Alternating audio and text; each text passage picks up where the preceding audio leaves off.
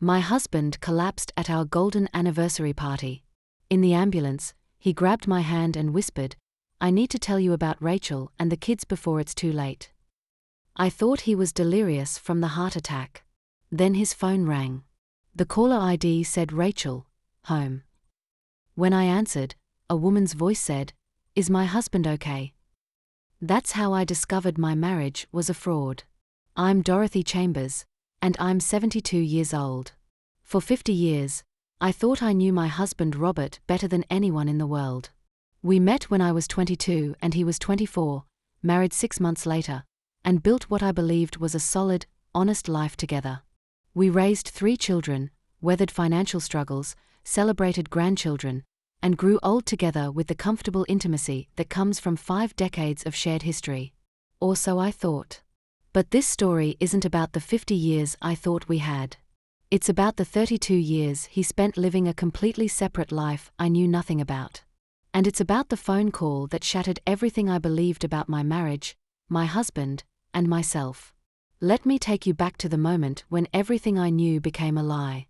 If you're watching this, subscribe and let me know where you're watching from. Our golden anniversary party was planned for months. Our daughter Michelle coordinated everything at the Riverside Country Club, the same place where we'd held our wedding reception 50 years earlier. 200 guests, including our children, grandchildren, friends from 5 decades, and Robert's business associates from the architecture firm where he'd been a partner for 35 years. The party was beautiful. Michelle had recreated details from our original wedding, including the same flowers, the same menu, even tracking down the same champagne we'd served in 1973. Robert looked handsome in his navy suit, his silver hair making him look distinguished rather than old. We danced to our song, and he held me close, whispering in my ear, "50 years with you wasn't nearly enough." I cried a little, happy tears, thinking about how lucky I was to have a husband who still loved me after all these years. Robert gave a speech that had everyone in tears. He talked about our early years in that tiny apartment, eating ramen because we couldn't afford much else. He talked about watching me give birth to our 3 children, about building his career while I raised our family, about the life we'd created together through hard work and love. "Dorothy is the foundation of everything good in my life," he said, his voice thick with emotion. "Every success, every joy, every moment worth living has been because of her. I don't deserve her, but I'm grateful every day that she chose me." The applause was thunderous. People came up afterward to tell us we were relationship goals, that they hoped to have what we had when they reached our age. And I basked in it, in the validation that our marriage was everything I'd believed it to be. That's when Robert went pale. "Robert." I touched his arm. "Are you okay?" "I don't feel well." His words were slightly slurred. "Chest pain." Michelle saw it happening and screamed. Someone called 911. Robert collapsed before the ambulance arrived, his body going limp in my arms as our anniversary guests scattered in panic. The paramedics worked on him right there on the dance floor, starting in 4, putting oxygen on his face, asking rapid-fire questions I could barely answer through my panic. Then we were in the ambulance, sirens wailing, racing toward Riverside General Hospital. Robert was conscious but barely, his eyes fluttering, his breathing labored through the oxygen mask. I held his hand, telling him to hold on, that everything would be okay, that we still had so many years left together. That's when he pulled the oxygen mask down slightly and whispered, "Dorothy, I need to tell you something. About Rachel and the kids. Before it's too late." I thought he was confused, maybe oxygen deprived. "Sweetheart, save your strength. Don't try to talk. No. You need to know. Rachel. The house in Connecticut. Our daughter Emma. I'm so sorry." The words made no sense. Rachel? Connecticut? Another daughter? "Robert, you're not making sense. Just rest. I've been living 2 lives. I'm married to her too. I have another family. 32 years. I'm so sorry." The paramedic was looking at me with concern, probably thinking Robert was having some kind of stroke-related confusion.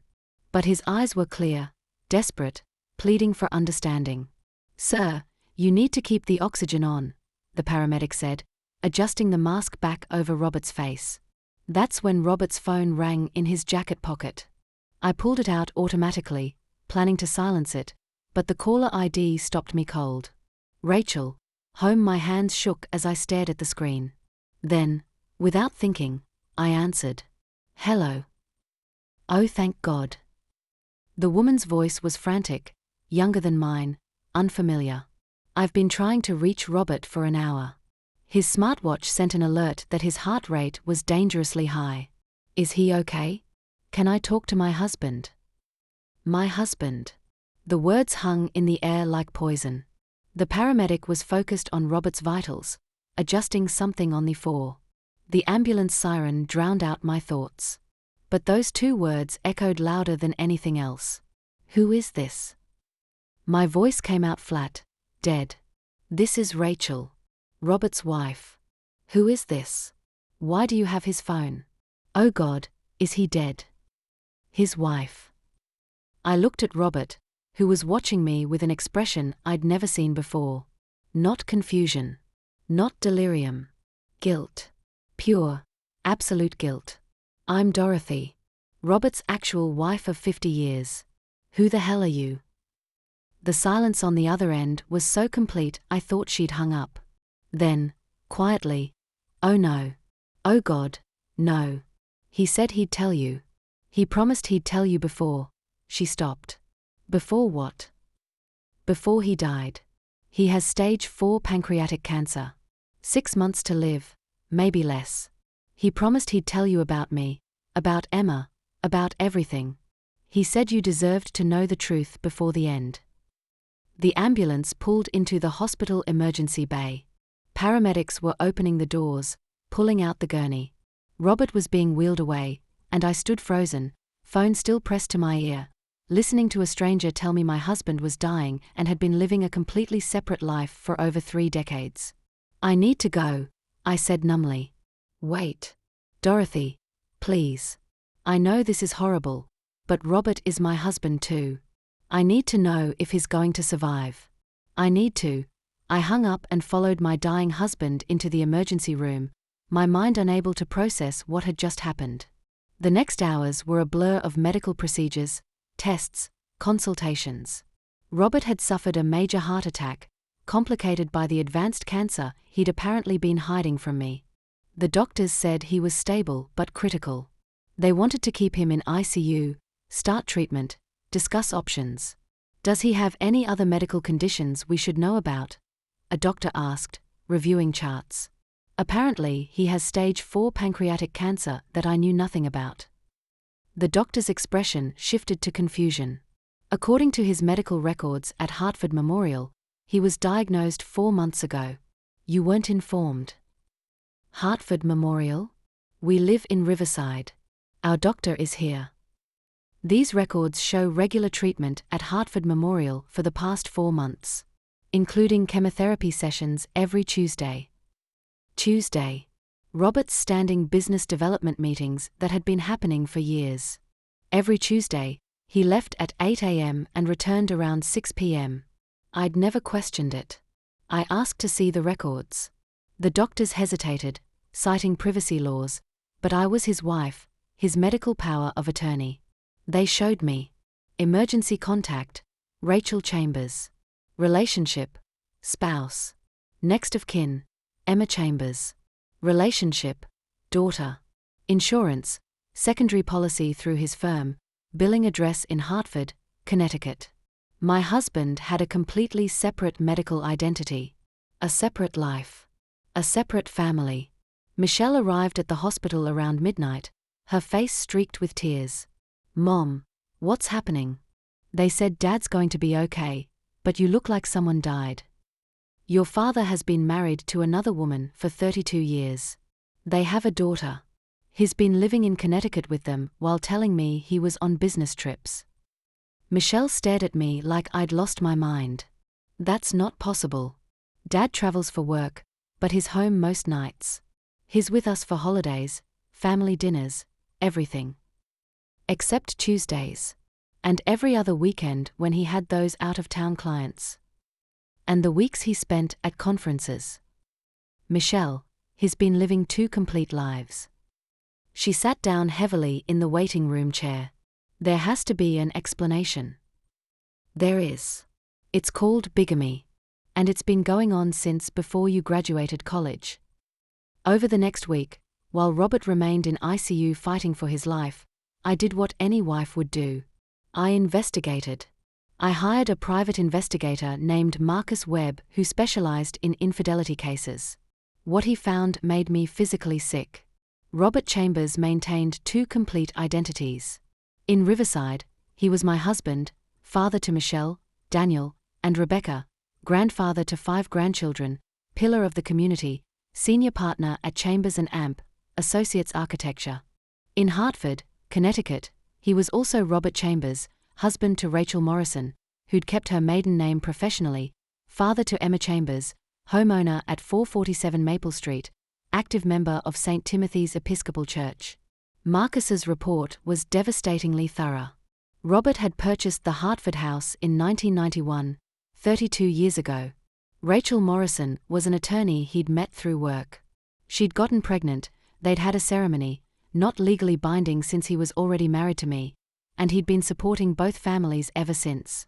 How did he manage it financially? I asked Marcus. He makes substantial income as a partner in his firm. The Hartford house mortgage is paid through a separate account funded by partnership distributions you probably didn't see. He files taxes showing the Hartford address as a business property, claiming it as a home office for client meetings. And Rachel knows about me. Marcus's expression was grim. According to my investigation, Rachel didn't know until recently. Maybe a few months ago, around when Robert was diagnosed with cancer. My guess is he told her the truth when he realized he was dying. So Rachel wasn't a knowing mistress. She was another victim, another woman who thought she had a faithful husband. Somehow that made it worse. When Robert finally regained consciousness 3 days after his heart attack, I was sitting beside his hospital bed. Michelle had taken the kids home. The nurses had given us privacy. It was just the 2 of us and 50 years of lies. Dorothy. His voice was weak, hoarse from the breathing tube they'd removed that morning. Don't. I held up my hand. Don't say my name like I'm the one you care about. Don't pretend this is a marriage worth mourning. I need to explain. Explain 32 years of living a double life? Explain how you maintained 2 families while neither of us knew about the other? Please, Robert. Explain how you looked me in the eye every day and lied. It wasn't supposed to happen. Rachel was a colleague. We had an affair. She got pregnant. So you married her? Not legally. I couldn't divorce you. I loved you. But Emma deserved a father, and Rachel deserved support. So you created an entire fake life. I compartmentalized. Tuesdays and alternate weekends in Hartford. The rest with you. Holidays rotated. I told Rachel I traveled extensively for work. I told you the same thing. Neither of you questioned it. Because we trusted you. I know. And I'm sorry. But Dorothy, I never stopped loving you. Everything I said at our anniversary party was true. You are the foundation of everything good in my life. Except for the secret wife and daughter you've been supporting for 3 decades. They are separate. What I have with Rachel doesn't diminish what I have with you. I laughed, a bitter sound. Robert, you don't have anything with me anymore. You had a wife. Now you have 2 women who wish they'd never met you. Dorothy, please. I'm dying. Can't we what? Pretend this is okay? Pretend 50 years of our marriage wasn't built on lies? You've been spending half your life with another family, Robert. You have another daughter who probably thinks you're a devoted father. You've been living in another house, sleeping in another bed, playing husband to another woman. I was trying to do right by everyone. You were trying to have everything without consequences. Well, here's your consequence. You're dying, and both your wives hate you. I stood up to leave, and Robert grabbed my hand weakly. What happens now? Now I file for divorce. Now I meet with lawyers to figure out how much of our assets you've been funneling to your second family. Now I decide if I want to press charges for bigamy, fraud, and financial deception. Now I figure out how to tell our children that their father has another daughter they never knew about. And Rachel. Rachel can make her own decisions about whether to keep pretending she was your wife or face the fact that she was your accomplice in fraud. I left him there, crying weakly in his hospital bed, and drove home to the house we'd shared for 48 years. The house that was apparently just one of his homes. The meeting with Rachel happened 2 weeks later at a coffee shop halfway between Riverside and Hartford. I'd insisted on it, needing to see this woman who'd shared my husband for over 3 decades. She was younger than me, maybe mid-50s, attractive in that professional, put-together way that suggested she'd spent her life commanding courtrooms. She looked as exhausted as I felt.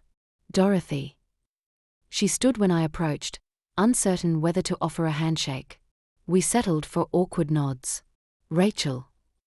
We sat in uncomfortable silence for a moment before Rachel spoke. I didn't know he was still married to you. Not until 4 months ago when he was diagnosed with cancer. But you'd been with him for 32 years. He told me he was divorced. Showed me papers.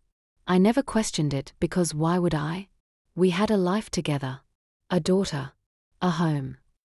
Fake divorce papers. I had a friend verify them after Robert told me the truth. They're convincing forgeries. Good enough that I never suspected. So we were both victims of his lies. I suppose. Though you have 50 years of marriage. I have 32 years of being a mistress without knowing it. You have a daughter who's legitimate in his eyes. You have a house. You have memories of a husband who was present. I have memories that are now tainted by knowing he was thinking about you every time he said he loved me. Rachel's eyes filled with tears. I'm so angry at him.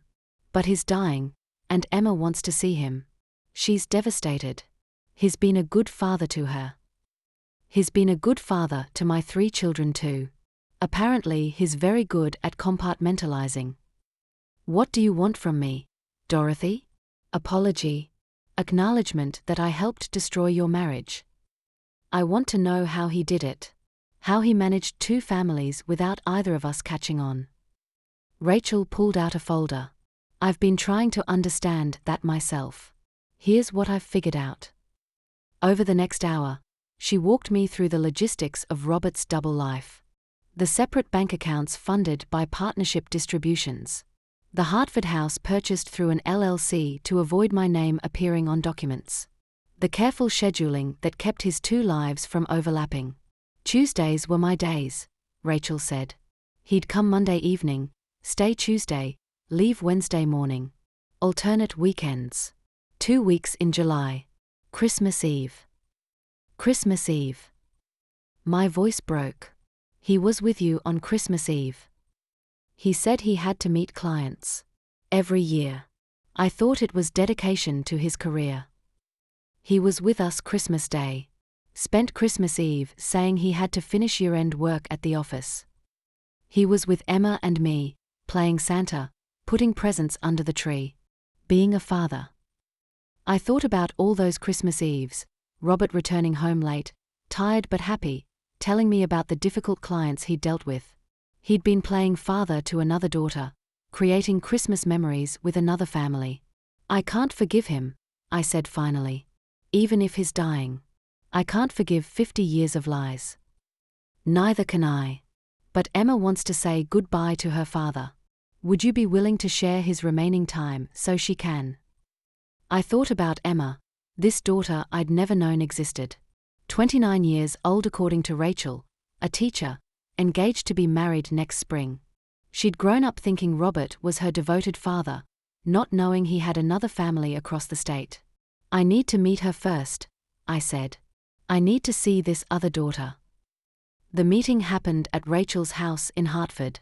I drove there on a Saturday, the house Robert had been coming home to for 32 years. It was beautiful, a Victorian painted lady with a wraparound porch and gardens that rivaled mine. Emma answered the door. She had Robert's eyes, his smile, his way of tilting her head when thinking. She was crying when she saw me. Mrs. Chambers. Dorothy. I don't know what to call you. Dorothy is fine. I'm sorry. I'm so sorry.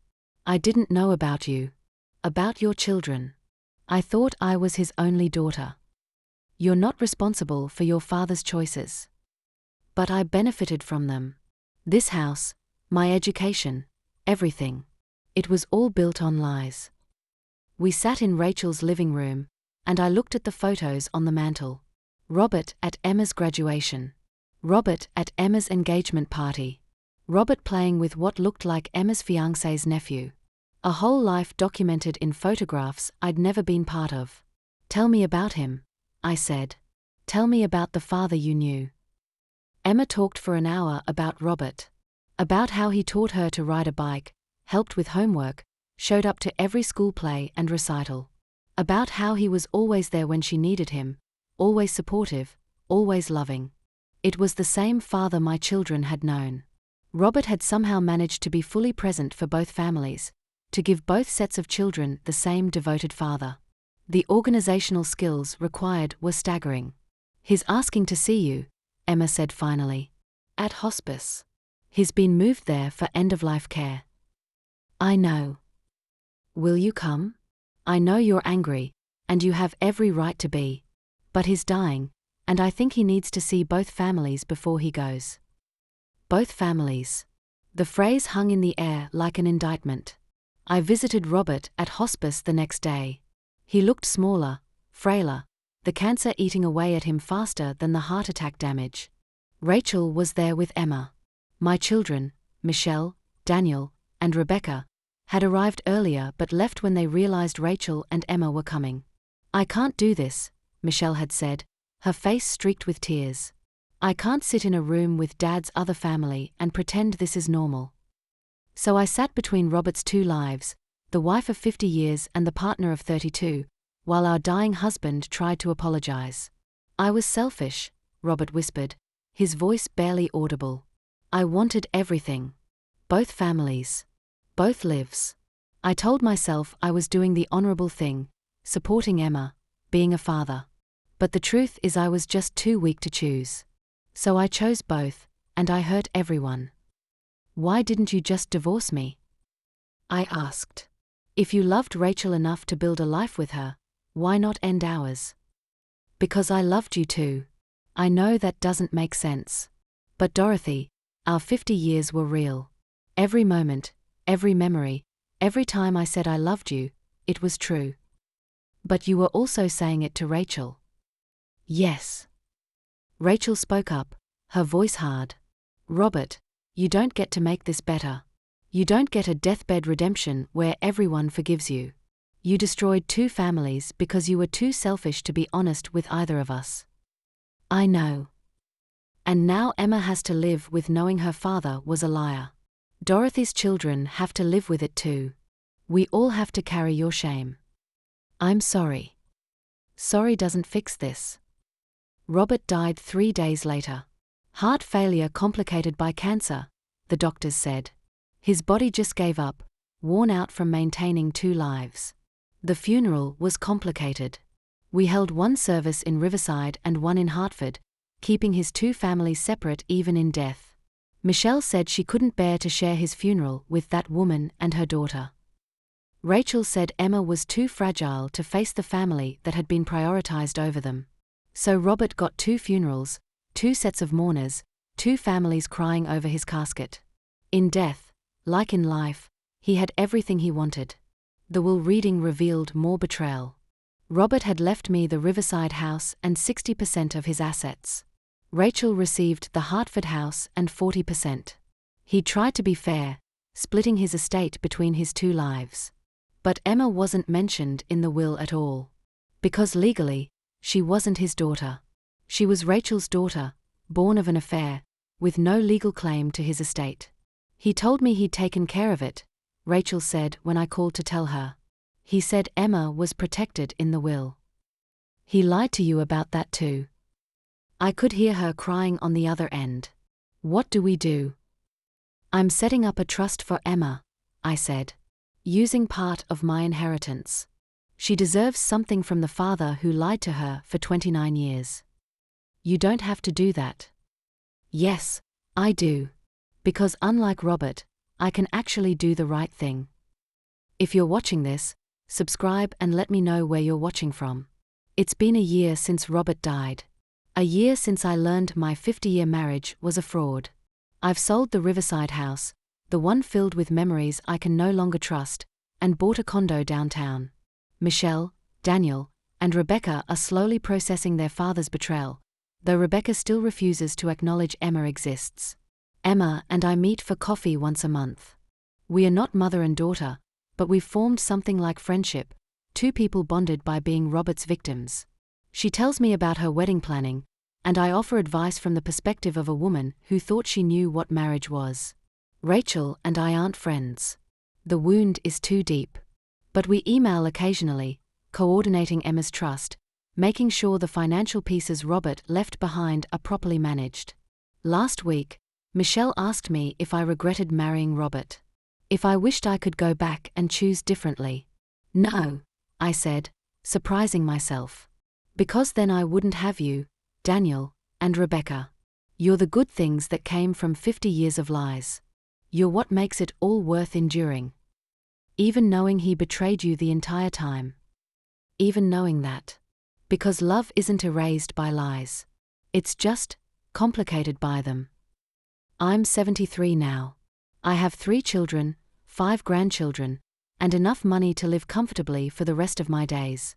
I also have the knowledge that the man I loved for 50 years was living a completely separate life the entire time. Some nights I still reach for him in bed, forgetting he's gone. Some nights I rage at his ghost, screaming at the empty room about the betrayal.